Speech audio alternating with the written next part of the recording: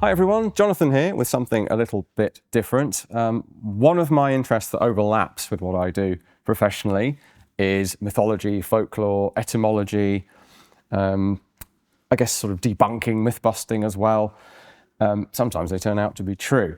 Sometimes absolute nonsense, sometimes something in the middle. So I wanted to try a little bit of a spin-off where we don't focus necessarily on a particular weapon or guessing what it is or anything like that.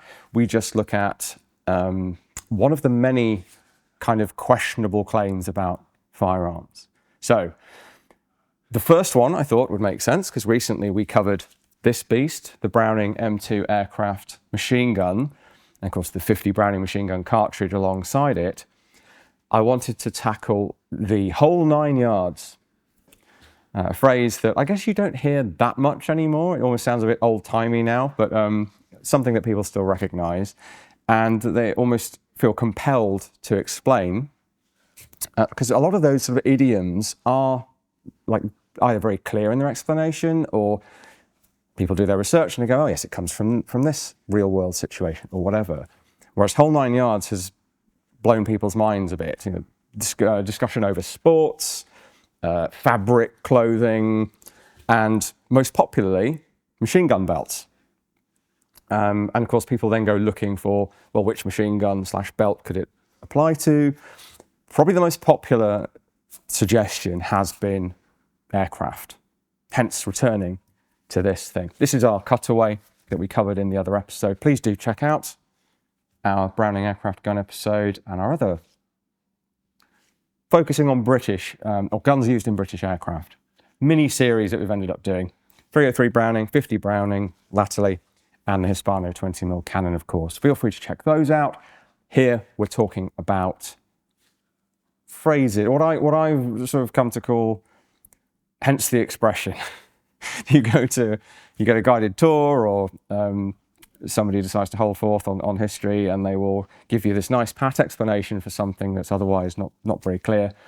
And they'll end with, hence the expression, and they'll give the phrase again. Lock, stock and barrel is a great real one. And maybe we'll come back and explain a bit of history on that one at some point as well. But there are lots of made up ones. And I'm afraid, as you probably gathered, this one is veering sharply toward the made up. But you can see why people got to where they got to. So let me explain that. Well, first of all, I guess people responding with, it's from machine gun belts. Okay, well, is it Maxim machine gun, ground gun? Is it a Browning aircraft gun? What is it? And the only one that sort of seemed to make sense, I actually saw in a Forgotten Weapons comment on the page rather than the YouTube channel, funnily enough. And someone said, I've gone away and measured them.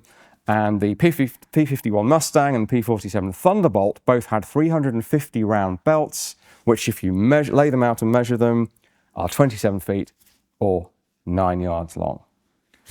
And when you see an explanation like that, you think, oh wow, that could be true. How interesting. Well, we can actually test out, check their working on that. I have here a not 9 yard long belt of 50 ammunition. Let's put that out front for you there. And just let me demonstrate that this feels a bit like a fool's errand in terms of measurement, because these disintegrating links give you a significant amount of play. So I tend to think in millimeters. It's a couple of millimeters slack per linked pair of rounds. So if you multiply that up to 9 yards, 27 feet length, approximately, it's not ever going to be bang on. It's either going to be a bit less or a bit more for that 350 rounds. A much bigger problem is that those aircraft types did not load 350 round belts, as this person has assumed or has read somewhere. There's lots of questionable stuff on guns, but also on aircraft. And so when the two come together, sometimes the figures aren't right.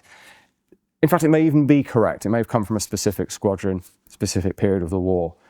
Fact is, lengths of belt varied, not only by type, but by squadron as well. So the capacity, the maximum length of belt on those two aircraft types is 400 for the P51 and 425 rounds for the P47. So if you're carrying max load, your belts are each way longer than 9 yards. They did actually load shorter belts, I guess a bit like downloading ammunition in a rifle magazine for reliability. But suffice to say, there's no consistency in loading 9-yard long belts. I should mention bombers as well. So those are feeding from 500 round plus boxes located usually distant from where you are in your turret or your waist position. Those are far too long to be 9 yards, so you're not giving him the whole 9 yards from your B-17 or whatever it is. So the two fighter suggestions are the closest. The problem there comes with, that's just one gun. You know, you've got 6 guns in the Mustang, you've got 8 in the P47. You're not giving him the whole 9 yards because you're not just firing one gun, you're firing all of the guns. So that feels kind of illogical to say that that phrase could apply there. You could argue that a burst of a given length, bearing in mind they didn't really prescribe, I mean, the RAF was sort of prescribing to some extent how many seconds you hold the button for early war. I'm not aware of that being the case for the US services, and you're never going to be exactly, you know, you're going to be a foot out. So, and I realize we can get into the weeds on that, and idiomatic phrases can still arise even if they're not kind of factually true, they're kind of intuitively true. So you can't fully debunk this just by looking at the raw facts of the gun and the ammunition and the aircraft type.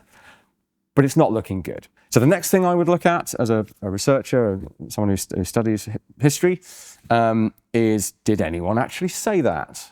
Are there any fighter pilots or anyone else for that matter, ground crew, who ever used the expression, we gave them the whole 9 yards? No, is the answer. Nobody did. As far as we can tell, nobody has come up with a memoir, a diary, or even a period novel or something where somebody used that expression in the context of gunnery.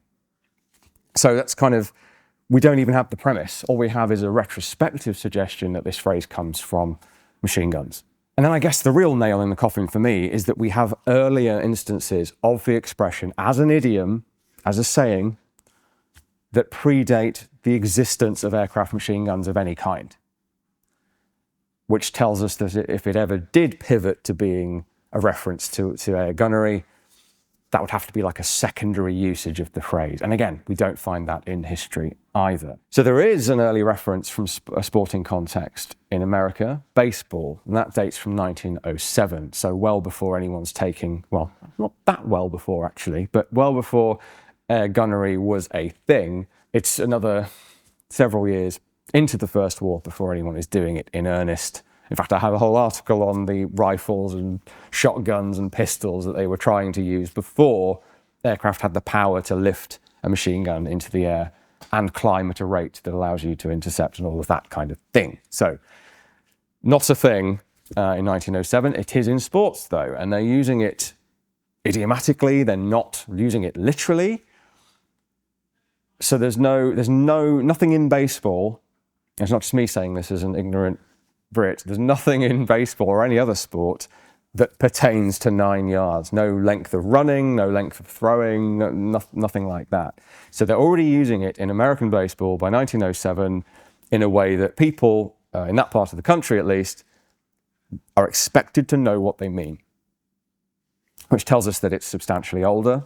Now, the part of the country that baseball reference comes from is the state of Indiana. And it's very interesting that somebody, in the meantime, from when I originally started researching this a long time ago, I forget when they found it, but somebody found, and it's on the Wikipedia article for this phrase, a super early reference that might just be the origin for this, and at the very least puts this well before any kind of gun reference.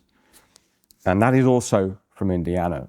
So it might have arisen as a regional kind of meme, like memes before memes existed, or it might even be national, but it's interesting that both of these early references from 1907 and the one I'm about to tell you are both from the same part of the United States. So this Ground Zero reference comes from the New Albany Daily Ledger, an issue from 1855, and it's a sort of funny story slash joke, I guess, called The Judge's Big Shirt.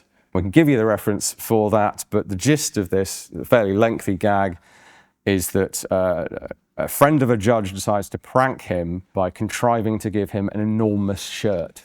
So he's going to be sitting there at this event, this important event, or standing, I guess, in a huge shirt. How hilarious. I guess that was funny in 1855. And the excuse he gives his judge friend is that he gave the seamstress enough material for 3 shirts, but she used the whole 9 yards to make 1 shirt.